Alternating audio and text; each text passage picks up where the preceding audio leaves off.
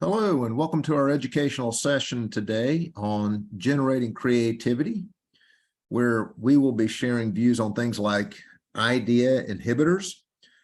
What does a creative culture look like? Proper brainstorming, along with some thought-provoking questions you might consider asking to get the creative juices flowing in your company. Hello, my name is Kevin Minton, and I will be your host for today's topic. I have the privilege of leading Chief Executive Boards International, which is a think tank forum designed to help business leaders stay sharp, navigate challenges, and hopefully enjoy some life balance along the journey. Stay tuned if you'd like to learn more about Chief Executive Boards, and we'll be sure to cover that at the end, as well as how you can get in touch with us. All right, so let's get started. It happens to all of us. We stumble upon a brilliant idea, feel super invigorated and excited, and poof, the light bulb goes out and we lose the will to bring our idea to life. So what happened? Well, let's just start out by taking a look at what's commonly known as some of the inhibitors to creative thinking. The first one is getting overwhelmed. Creative people, they tend to have big ideas, but sometimes they get so overwhelmed by the scope of their imagination that they just quit. They can't even figure out where to start. That's actually the biggest problem. People getting in their own way. They get essentially paralyzed. And the trick is, you've got to start small. Laziness. Unfortunately, it's just a common trait. And in order to get an idea off the ground, you have to be willing to experiment and put your idea through some trials. We look at things that people show the world and they look fully formed. And yet, we don't often see the process that was required to get them there. The fact that it's a messy process, and if you only look at the finished product, you don't see everything that went into it. There's a lot of work sometimes that gets an idea off the ground.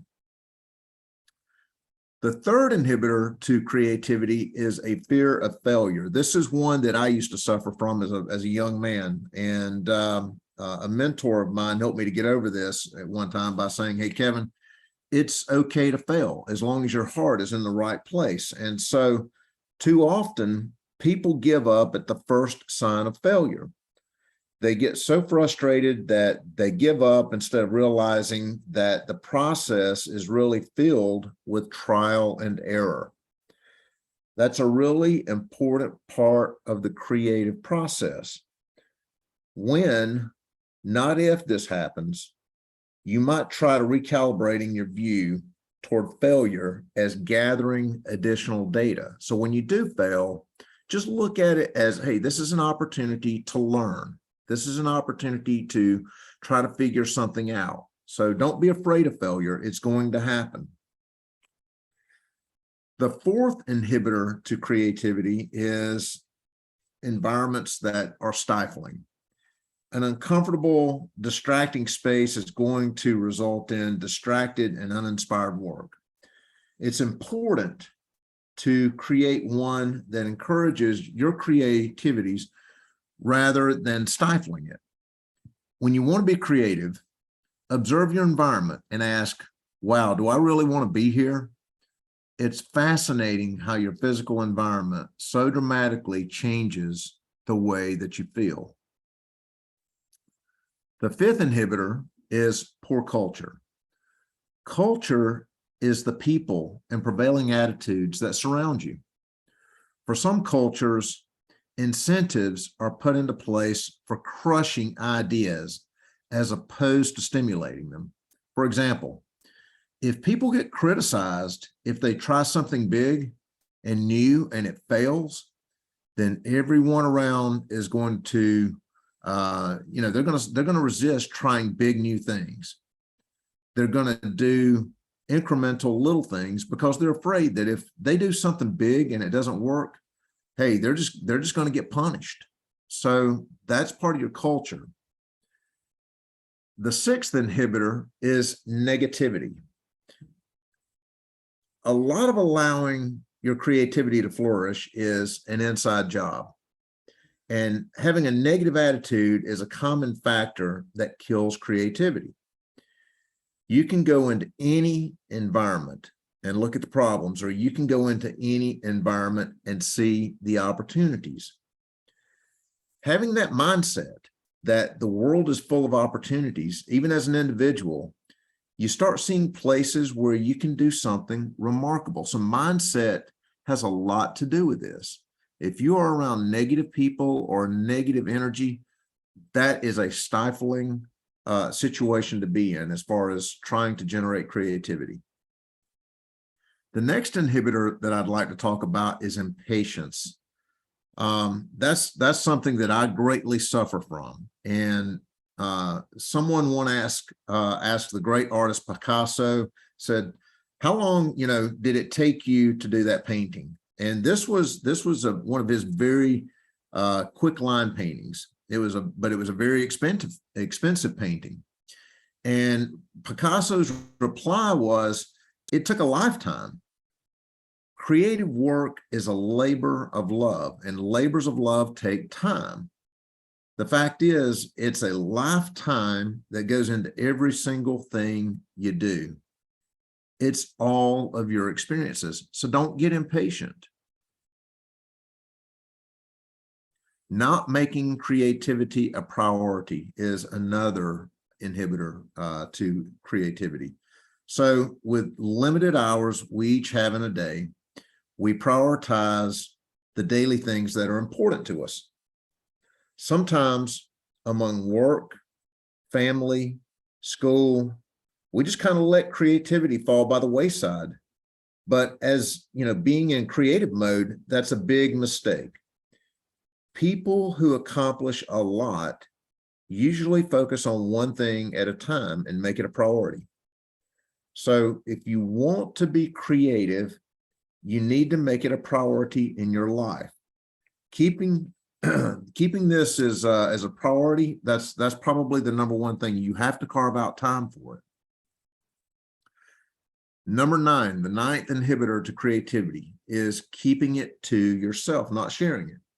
And we just have to realize nobody is perfect, but we're often brutal perfectionists.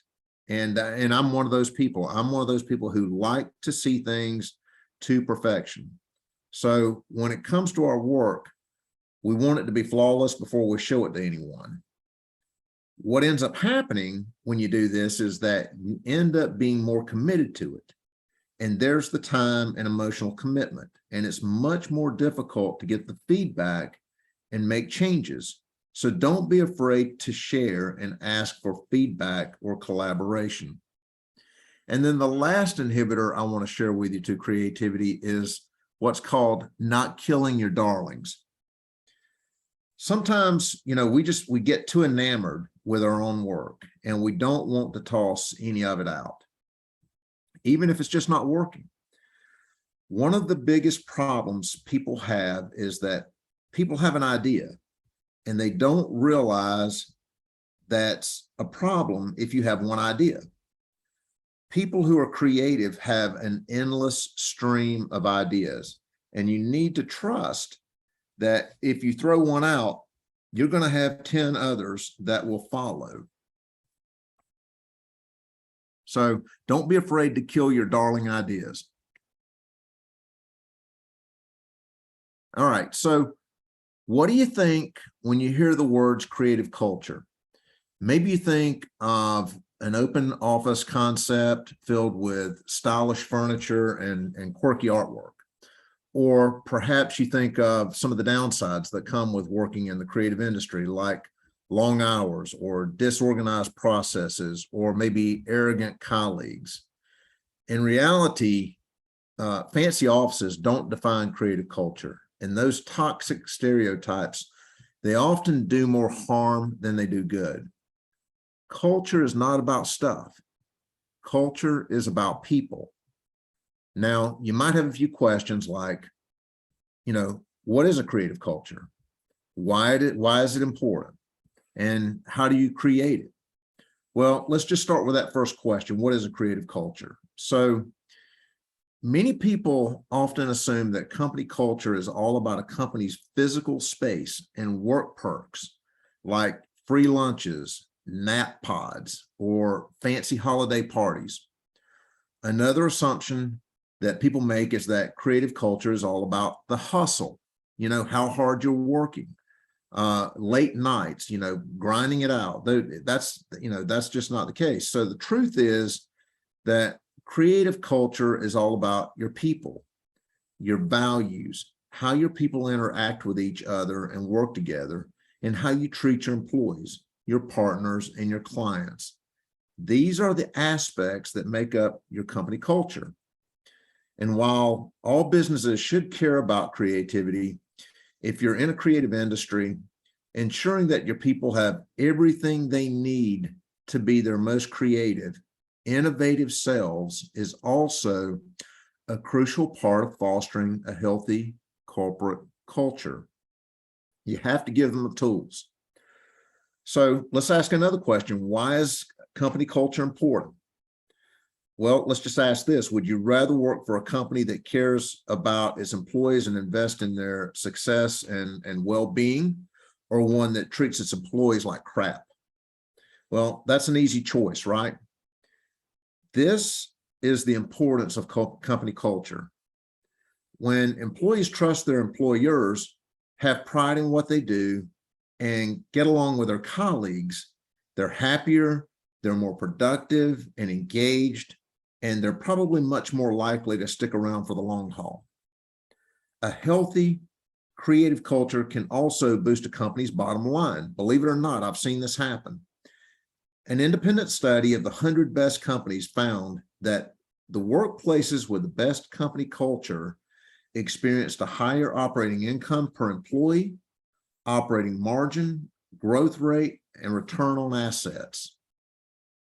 So let's talk about creating a company culture. How do you create a culture of creativity and innovation? Now that you know what a creative culture is and why it's important, I want to share with you a few key tips on how you can build a great one. So the first key tip is, if you want to have creativity as part of your culture, you need to establish it as one of your core values. You need to talk about it. You need to support it. You've got to illustrate it as part of what you value in each employee. You want to stimulate it. You got to bring it out as part of their DNA. And by establishing creativity as one of your business core values, you not only make it safe, you also encourage it. Number two, I know this is a difficult one, especially for business leaders, but you have to work towards this. Overworking will put your team on the fast track to burnout. So instead, you may wish to ban situations like, I know this isn't always possible, but things like weekend work and overtime, and try implementing a work environment where employees can take time to be creative, rejuvenate, take vacations, break away from the office or the mundane scenario. People need normalcy and they need breaks in order to reboot with fresh ideas. The third idea around creating a creative culture is, unless you're trying to recreate a Ford factory model, more carbon copies aren't the key to creating an innovative company. Instead, creative leaders, they aim for diversity and inclusion, bringing in team members with a wide range of work experience, education, and cultural backgrounds. In other words, you don't surround yourself with yourself. You've got to have diversity in the team that you're building. Number four, stop micromanaging. If you feel the need to micromanage your employees, That means you need to brush up on your leadership skills, or your team isn't doing very good at their jobs. Either way, something's not working. The idea here is to hire great people, mentor them, and then at some point, you let them do their jobs. One of the best ways to do that is by starting every new project or initiative, maybe with a creative brief. And I'm going to show you what an example might look like. So a creative brief, an example might include, you provide some background or context on the assignment, sort of a one-line description of what the assignment is. What are the objectives? What's the goals? What does it need to fulfill? What are the deliverables? What are the deadlines, both internal and external? What resources do you need? What links to files? What documents? What tools? What is it that you need in order to be successful? In other words, what you're doing here is you can paint an idea and allow people to work creatively through the process to achieve the objectives. You're painting a box, but then you turn people loose. You let them work through it. And then the fifth item here is give credit where credit is due. We've all heard the stories of those creative higher-ups who take credit for another's work. Don't be one of those people. Instead, always give credit where credit is due, and wherever possible, you may wish to integrate your customers into the creative process rather than waiting until the end of the job to show them what you've done. All right, number 6. In building a creative culture, don't work with negative people. There's always going to be times where your team may need to work a little harder to get a project over the finish line. I get it, that happens. However, if you have a client or you have an employee who is consistently overstepping boundaries, especially your personal boundaries, you need to cut them loose, or it could negatively impact your company culture. For example, clients who disrespect your team, burn out your employees with unrealistic deadlines or scopes, or set unhealthy expectations, they might be considered as no-goes. So don't work with negative people. Number 7, in building a creative culture, celebrate your successes. Many successful organizations see celebrating successes as a form of respect for their employees, and it's also a critical part of creative organizational culture. So whether it's winning new business or a successful event, I want to encourage you, celebrate your wins, big and small. Celebrate them. We don't do this enough. Number 8, in creating a creative culture, you got to pay your people well. Money isn't everything, but it certainly contributes to job satisfaction. Let me just be upfront here. Don't panic. We're not suggesting that you pay everyone a 6-figure salary. The key here is to ensure that your employees' paychecks are an accurate reflection of their value. And always pay your interns. They're not there to make your coffee. They're there to learn. They're there to offer fresh ideas and to add value. All right, the 9th thing is help people find their sweet spot. The sweet spot is the intersection of your employees' passions and their expertise in your company's needs. You can help people find this sweet spot by empowering them to cultivate their own ideal creative work culture. When people are working in their sweet spot, you can feel it, you can see it, you can see their excitement about their work. So if you can help them to find that intersection and find their sweet spot, you'll know it, you'll see it when it's happening. And then lastly, make work fun. The expression work hard, play hard may be cliche, but it's vital to building a great creative culture. A playful work environment creates a level of trust where creativity flows more freely. How you integrate fun into your culture, it can look different for different companies. For instance, I know, of one CBI company that participates in recreational ping pong tournaments with one of their suppliers. And I mean, it's very competitive. And they're practicing and they're making videos and sharing them with one another about how they're practicing, and they're going to whip each other's employees and playing the game. So it's vital. They're making it fun. But, if your team, if they have a shared passion, it could be a favorite sports team, or it could be video games, or it could be a TV show, a number of things. This could be a good jumping off point for making your workplace a little bit more fun. All right, so generating creativity. Let's discuss how you can stimulate some new ideas.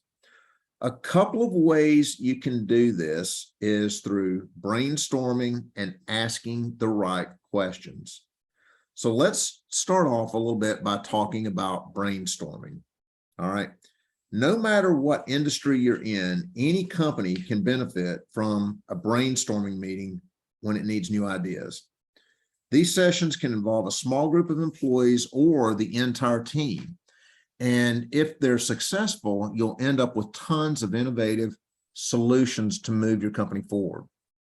While brainstorming sessions, they're great in theory, but however, an unstructured free-for-all doesn't always produce the best results. Instead, what you need to do is you need to ask the right kinds of questions to direct your team's thinking.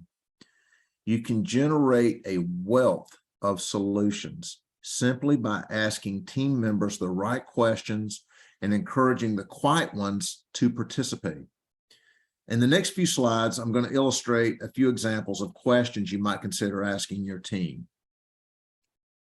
All right, so thought-provoking question number one is, what would you do if you had $1 million to make the company better? What if you tried asking each team member, what would you do if they were given $1 million to improve the company? By asking everyone on your team this question, you get many different perspectives on how you might be better. This question alone has proved to be a great way to get the team thinking creatively and to show possible areas for improvement. Question number two. On the flip side, asking your team to come up with budget-oriented solutions that can, kind of help them to get creative about their solutions. So as long as you don't, as people don't get scared regarding downsizing, they may come up with some very creative solutions on how to implement or build a new idea. Necessity is often, you've heard this before, it's often the mother of invention. So putting the right kind of restrictions in place can force people to think creatively. So ask them, what would you do if we only had a quarter of the resources? How would we maybe go about this? How would we maybe do this differently? All right. All right. So next question is, what should I be asking that I'm not asking? I particularly like asking this question because it's kind of a non-intimidating way to get your team to tell you anything. I've seen this question help create new products to help customers, improve business systems, and make our companies a more fun place to work. You likely won't implement every idea, okay? There's going to be some ideas that come up that you probably won't implement, but you'll probably implement some of them. So ask the question, what should I be asking that I'm not asking? All right. Thought-provoking question number 4. How would you reinvent our current product or service? Just because your product is working in its current iteration, it doesn't mean that it's perfect. This is a little bit like stress testing your company. So asking your team how they would reinvent your existing product or service really gets the creative juices flowing. People want to be able to express their ideas, and it's important to always be evolving so your competition doesn't outsmart you. And there's another reason to continually ask for paths to improvement. When you're not consistently coming up with new and better ways to handle your business, it tends to lead the team to feeling unmotivated. All right, thought-provoking question number 5. What's your wackiest idea? I like to get this one out up front.